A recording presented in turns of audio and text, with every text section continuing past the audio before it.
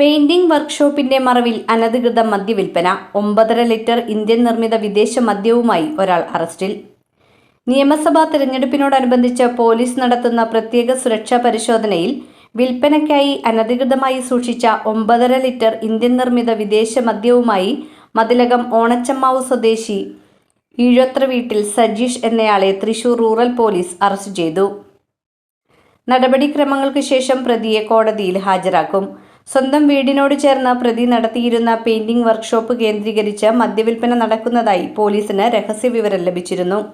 ഇതേ തുടർന്ന് bike paint ചെയ്യാനെന്ന വ്യാജേന സാധാരണ വേഷത്തിൽ വർക്ക്ഷോപ്പിലെത്തിയ പോലീസ് സംഘം കൃത്യമായ നിരീക്ഷണം നടത്തിയാണ് പ്രതിയെ വലയിലാക്കിയത്. Honey bee, excellency 8 PM, Malabar house, McDowell's എന്നീ ബ്രാൻഡുകളിലുള്ള മദ്യമാണ് പിടിച്ചെടുത്തത്. Mathilakam police station SHO Vimod, SIമാരായ Ajay S Menon, Ajay S, Muhammad Rafi, Thrissur rural DANSAF SI Pradeep, GSI Liju Iyani, CPO Surjith, GSCPO Shanil, CPO Rizwan എന്നിവരാണ് അന്വേഷണ സംഘത്തിലുണ്ടായിരുന്നത്.